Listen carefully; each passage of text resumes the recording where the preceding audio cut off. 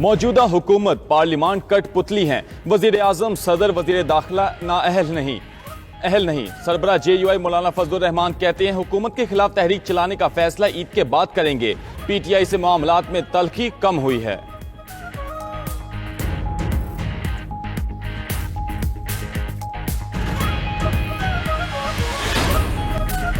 हुकूमत का पेट्रोलियम मसनूआत की कीमतें बरकरार रखने का ऐलान। वजारत खजाना के जारी नोटिफिकेशन के मुताबिक अगले 15 रोज के लिए पेट्रोल, डीजल, मिट्टी के तेल की कीमतों को बरकरार रखा गया।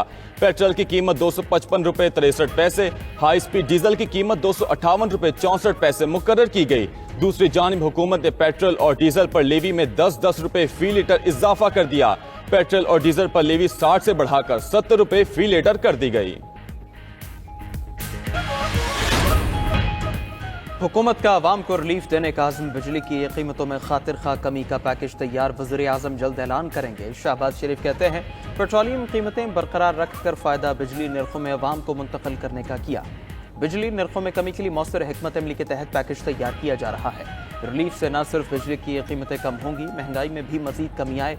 हुकूमत संभालते ही अवामी रिलीफ देने का अहद किया था। वज़ीर आज़म का अवाम के लिए मजीद आसानियाँ फराहम करने के आज़म का यादा।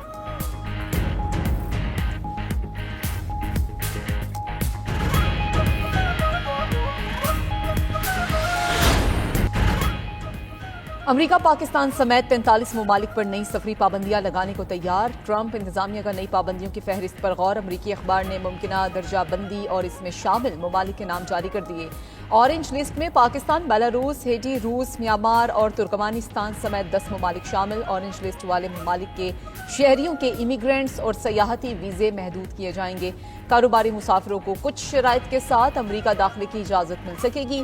रेड लिस्ट में शामिल 11 ममालिक के शहरियों पर अमेरिका में दाखिले पर मुकम्मल पाबंदी होगी। अफगानिस्तान, ईरान, क्यूबा, लीबिया, शुमाली कोरिया, सोमालिया शामिल। सूडान, शाम, वेनेजुएला और यमन भी मुमकिना तौर पर रेड लिस्ट में होंगे। बेलारूस और येलो लिस्ट में 22 ममालिक को शामिल करने की तजवीज़ की गई है। इन ममालिक के शहरियों को तहफ़्फ़ुज़ात दूर करने के लिए 60 दिन की मोहलत होगी। दहशतगर्द बलूचिस्तान का अमन तबाह करने पर तुल गए। कोयटा में यके बाद दीगरे 3 धमाके। करानी रोड पर ATF की गाड़ी के करीब धमाका, एक अहलकार शहीद, 6 जख्मी। धमाका खेज मवाद सड़क किनारे नस्ब था। कुमरानी रोड पर मोबाइल शॉप पर दस्ती बम हमला हुआ। एयरपोर्ट रोड के इलाके कलीशाबू में भी जोरदार धमाका सुना गया। पैदर पे धमाकों के बाद पुलिस अलर्ट, शहर में सिक्योरिटी बढ़ा दी गई। वज़ीर आला बलूचिस्तान मीर सरफराज बुगटी के धमाकों की मजम्मत। ATF एहलकार की शहादत पर दुख का इजहार।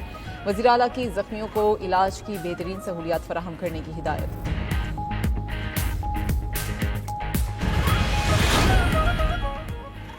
वज़ीर आज़म मुआशी बेहतरी के मनसूबे पर अमल पैरा। शहबाज शरीफ बुध को वफ़द हमराती रोज़ा दौरे पर सऊदी अरब जाएंगे। सऊदी वली अहद शहजादा मोहम्मद बिन सलमान से मुलाकात होगी। दोनों मुल्कों के दरमियान तिजारती और मुआशी ताउन, सरमायाकारी के फ़रोग़ पर मुशावरत की जाएगी। नायब वज़ीर आज़म इसहाक़ डार और वफाक़ी वज़रा भी वज़ीर आज़म के साथ होंगे। गज़ा की सूरत हाल पर भी तबादला ख्याल किया जाएगा।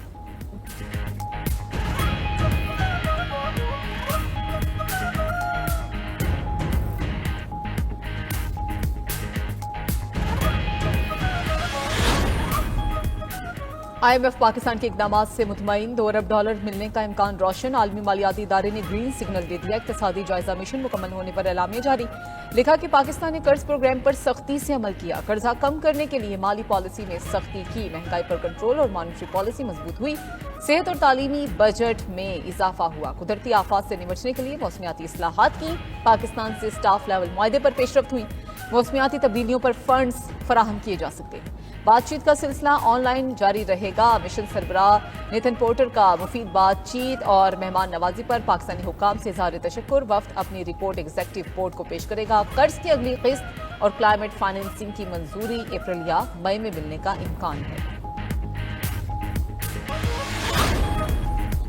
पीपल्स पार्टी और नून लीग की राब्ता कमेटियों की पंजाब में पावर शेयरिंग पर बैठक। दोनों जमातें मिलकर चलने और अवामी मुफाद के मनसूबों पर फौरी अमल दरामद पर मुत्तफिक। वज़ीर आला पंजाब मरीम नवाज के अवाम फलाह बहबूद के मनसूबों और तरक्याती कामों का जायजा। हर माह तसलसल से इजलास मुनक्किद करने पर भी इत्तफाक। राब्ता कमेटियों का आइंदा इजलास 12 अप्रैल को होगा। मुस्लिम लीग नून के वफ्द की क़यादत नायब वज़ीर आज़म इसहाक़ डार ने की। पीपल्स पार्टी की नुमाइंदगी साबिक़ वज़ीर आज़म राजा परवेज़ अशरफ, गवर्नर पंजाब सरदार सलीम हैदर और दीगर ने की।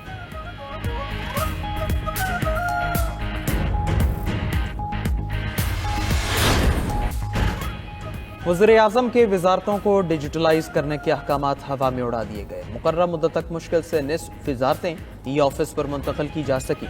92 न्यूज़ के प्रोग्राम खबर क्या है में सिंध की खुश्क साली का इंकशाफ भी मंजर-ए-आम पर आ गया। फसलें तो दूर, पीने को भी पानी न पहुंचा। महकमा पाशी ने सिंध के कई अजला को खुश्क साली का शिकार करार दे दिया। कस्टम अफसरान की बदउनवानियों की कहानियां भी आया। अफसरान ने 13 अरब 55 करोड़ रुपए की नॉन कस्टम अशिया हड़प कर ली। ऑडिट रिपोर्ट में बेनकाब चश्मकुशा हकायक 92 न्यूज़ सामने ले आया। कराची में मुस्तफा आमिर कत्ल केस के मुलजिम अरमगान के खिलाफ घेरा मजीद तंग। प्रोसिक्यूशन ने मुलजिम के खिलाफ दर्ज तमाम मुकदमात की तफसीलात तलब कर ली। प्रोसिक्यूटर जनरल सिंध ने डिस्ट्रिक्ट प्रोसिक्यूटर जनरल से रिपोर्ट तलब की। मुलजिम अरमगान के खिलाफ कत्ल, मुनशियात फरोशी, तशद्दुद समेत कई मुकदमात दर्ज हैं। उधर सिटी कोर्ट में वकील को धमकियां देने के मुकदमे में मुलजिम अरमगान को पेश न किया गया। अदालत ने तफ्तीशी ऑफिसर को तलब करते हुए समाअत ईद के बाद तक मुलतवी कर दी।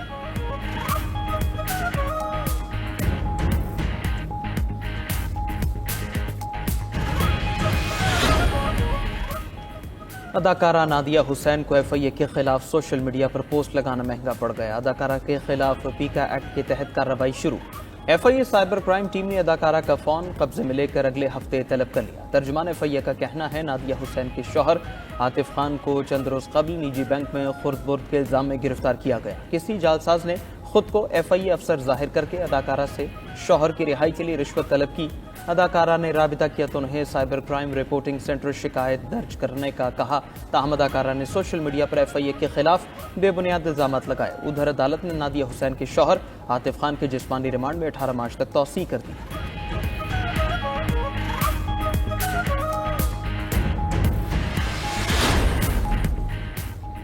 इसराइल मासूम फलस्तीनियों का खून बहाने से बाज न आया। गजा जंगबंदी की धज्जियां उड़ाने में मसरूफ। ताज़ा इसराइली हमलों में सहाफ़ी समेत मजीद 9 फलस्तीनी शहीद, मुतादिद जख्मी। जनवरी में जंगबंदी के आगाज से अब तक 102 फलस्तीनी शहीद हो चुके।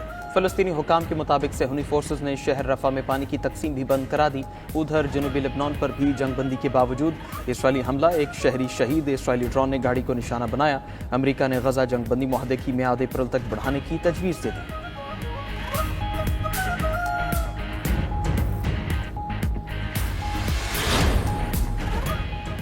कनाडा कभी भी किसी भी सूरत में अमेरिका का हिस्सा नहीं बनेगा। कनाडा के नौमुंतखब वज़ीर-ए-आज़म का अमरीकी सदर ट्रंप को दो टोक जवाब। मार्क कार्ने ने कहा वो अमेरिका से इज्जत और एहतराम की तवक्को रखते हैं, मिलकर काम करने के तरीके तलाश कर सकते हैं। फिलहाल ट्रंप से मुलाकात का कोई इरादा नहीं। मार्क कार्ने ने कनाडा के 24वें वज़ीर-ए-आज़म के ओहदे का हलफ उठाया। काबीना में 11 ख्वातीन भी शामिल हैं।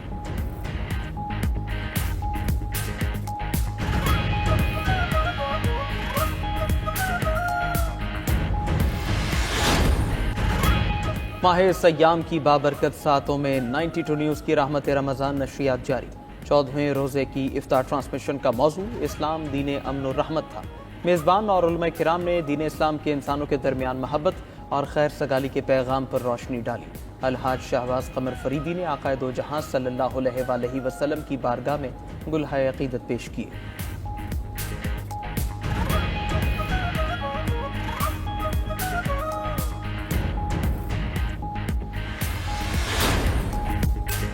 और चांद के बाद मरीख पर कमंड डालने की तैयारियां। इलॉन मस्क का इंसान को 2029 तक मरीख पर भेजने का दावा। कहा कि स्पेस एक्स का स्टारशिप रॉकेट टेस्ला रोबोट के साथ 2026 में मरीख के लिए रवाना होगा। मिशन कामयाब हुआ तो इंसान को मरीख पर भेजने का आगाज 2029 तक शुरू हो सकता है। मिशन से कबल एक्स को साबित करना होगा कि खलाई गाड़ी काबिल एतमाद, महफूज और मदार में ईंधन भरने के काबिल है।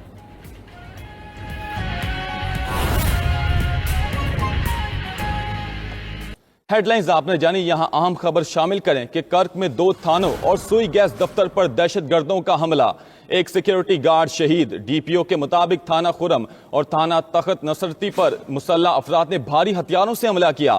दहशतगर्दों ने हमले के दौरान सिक्योरिटी एहलकार को यरगमाल बना लिया और पुलिस की फायरिंग से एक हमलावर मारा गया। यरगमाल सिक्योरिटी एहलकार को बाजियाब करा लिया गया।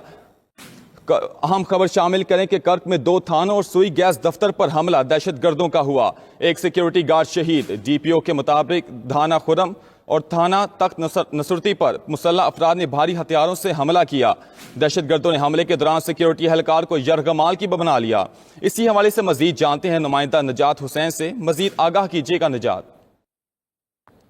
हाँ जी बिल्कुल, ये आज रात को करक के मुख्तलिफ दो थानों और जेसीएमएस प्लांट पर दहशतगर्दों का हमला हुआ है, जिसमें हमले में एक पुलिस एहलकार अभी तक शहीद हुआ है, जबकि एक सिक्योरिटी गार्ड भी शहीद हुआ है।